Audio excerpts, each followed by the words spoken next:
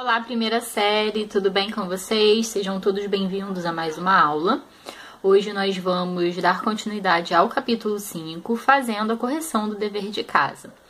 Bem, na nossa última aula, eu pedi que vocês fizessem as questões 10 a 15, não foi isso? Deixa eu confirmar aqui, 10 a 15 da página 19, tá? Essas questões, né, que são sempre aquelas questões perguntas assim bem objetivas, né? Elas são bem interessantes porque funcionam como uma espécie de estudo dirigido mesmo, né? Apesar de serem questões muito fáceis, né? São questões interessantes para vocês realmente perceberem se de fato compreenderam os principais tópicos do capítulo, tá? Então eu sempre gosto de deixar essas questões como dever de casa por isso. E hoje nós vamos fazer então a correção delas. Vamos lá então. A questão 10 diz assim: pode-se dizer que se trata, aqui acho que faltou um quezinho, né? Pode-se dizer que se trata de um soneto? Comente sobre a sua estrutura formal, né? Eu acabei esquecendo, né? Tô muito doida. Acabei esquecendo de ler o enunciado mais geral, né? Que é: responda as questões de 10 a 15 sobre o poema Olha Marília, as flautas dos pastores, de Bocage. Então vamos lá. Esse poema a gente tem aqui, ó. Deixa-me ver. E, se eu não me engano, tá na página 17. Vamos lá.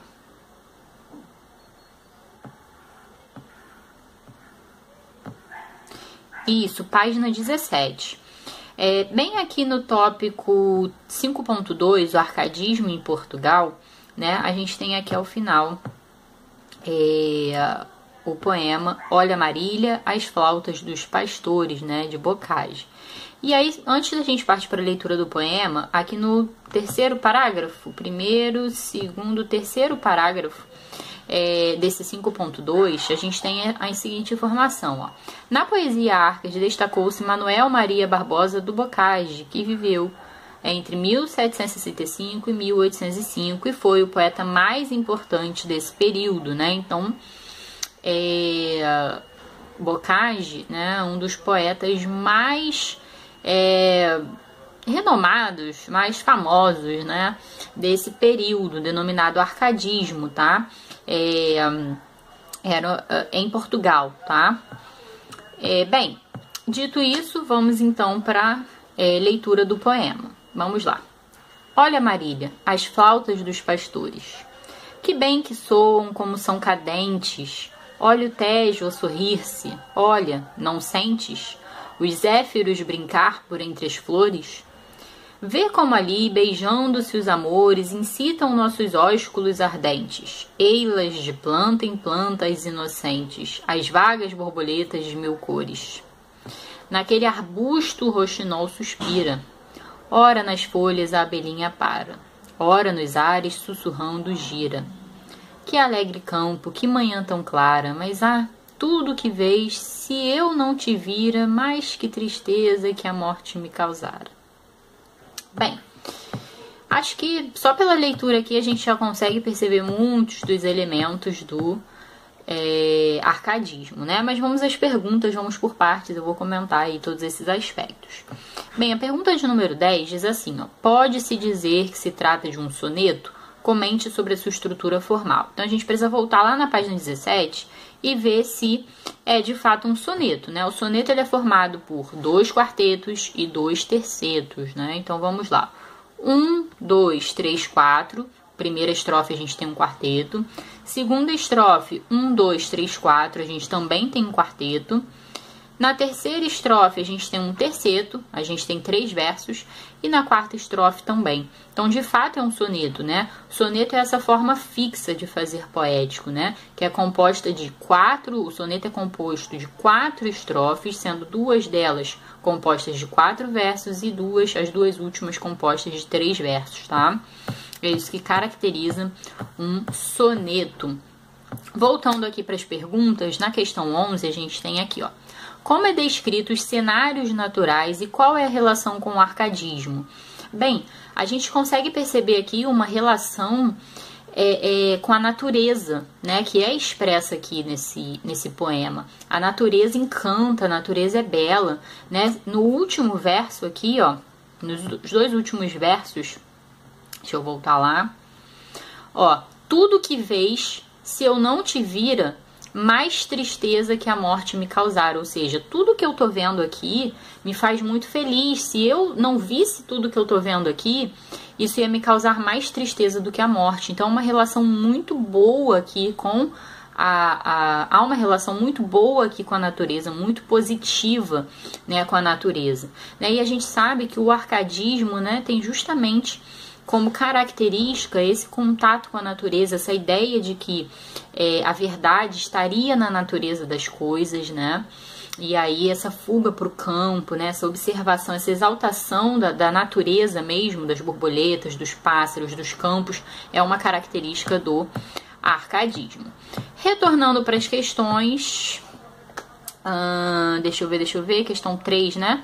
Qual é a relação entre a cidade e o campo presentes no estilo? Então, sempre essa ideia de que a cidade é o lugar conturbado, é o lugar do caos, e o campo é o lugar de paz, é o lugar de contato com a natureza, é o lugar em que se tem essa vida idealizada, essa vida perfeita, né? 4. Defina os conceitos de locus amenus e fugere urbem, né? Locus amenus, lugar ameno, né? Que é o campo, é o lugar de paz, é o lugar de tranquilidade. Fugere urbem é a fuga da cidade, né? Que é o lugar do caos, né? Que mais? Gente, eu sou muito doida, vocês têm que me perdoar. Agora que eu percebi que, na verdade, eu estava corrigindo o exercício errado, né? Os exercícios que eu deixei para casa foram 10 a 15, né? E aí a gente corrigiu o exercício 10, trata-se de um soneto.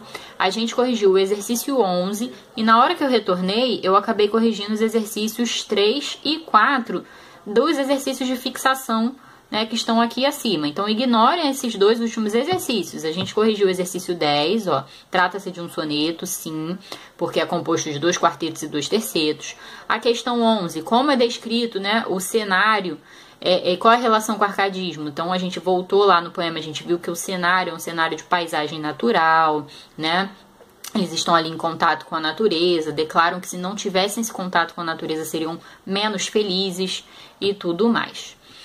Agora a gente vai para a questão 12, né? Que a gente parou na questão 11. Questão 12. O que o eu lírico convida sua amada a fazer? Então vamos lá. Vamos voltar aqui na 17. Olha, Marília, as flautas dos pastores, que bem que soam, como são cadentes. Olha o Tejo, ou seja, ele convida a sua amada a apreciar a natureza, olhar o Tejo, né? Que é o Rio Tejo, né, que fica em Portugal. Então, ele convida a sua amada a apreciar o Rio Tejo, apreciar a natureza, os pastores, né? Então, é isso. É sempre essa coisa meio contemplativa mesmo, né, de contemplar a natureza. Questão 13. Como o eu poético se sente em relação à natureza? Ele se sente acolhido, ele se sente confortável, né? A natureza é o que o deixa feliz, né? Questão 14. Toda natureza que causa entusiasmo ao eu lírico teria algum valor sem a sua amada? Vamos lá, vamos voltar aqui para a questão 17. Vamos lá. Olha, Marília, as flautas dos pastores, que bem que soam, como são cadentes. Olha o Tejo a sorrir-se. Olha, não sentes os zéfiros brincar por entre as flores? Vê como ali, beijando-se os amores, incitam nossos ósculos ardentes. Ei-las de planta em plantas inocentes, as vagas borboletas de 1000 cores. Naquele arbusto o roxinol suspira, ora nas folhas a abelhinha para, ora nos ares sussurrando gira. Que alegre campo, que manhã tão clara. Mas tudo o que vês, se eu não te vira, mas que tristeza que a morte me causara. Né? Nesses dois últimos versos, né, como ele usa aqui a segunda pessoa, né, tudo que tu vês, né, eu acredito que sim, que a gente pode considerar que sim, no sentido de que ele se alegra, ele demonstra estar alegre porque a amada está ali com ele, contemplando essa natureza. Que se ela não estivesse ali vendo junto com ele, contemplando a natureza, ele não seria tão feliz, né, ele não estaria tão feliz. Continuando, a gente parte aqui para a questão 15, não foi isso? Que características presentes no texto estão relacionadas ao arcadismo? Então, primeiro a gente tem aqui a contemplação da natureza, né? Essa ideia realmente bucólica, né? Da beleza, da exaltação da beleza da natureza, né? A gente tem menção aí a esses elementos da natureza, que também é uma característica do arcadismo, né? Que é menção aí aos pássaros, menção ao rio Tejo, né? Então essa ideia realmente de entusiasmo, de felicidade com a própria natureza, nessa ideia dos pastores que é colocada ali nos primeiros versos, né? Então todo esse universo Árcade está presente aqui nesse poema, né? Todos esses elementos da natureza, esses elementos contemplativos estão presentes aqui no nosso poema. Gente, é isso, por hoje é só. Desculpem aí as minhas loucuras, né? Mas como vocês podem ver aqui, eu tô em obra, a vida tá um caos. Mas eu acho que deu pra gente corrigir, deu pra gente finalizar a nossa aula, né? Acabou que a gente corrigiu exercícios lá de cima também, mas é isso. Vamos finalizar a nossa aula por aqui. Vou deixar a descrição da atividade devolutiva e do dever de casa da semana, tá bom? Um beijinho pra vocês e até a próxima aula. Tchau!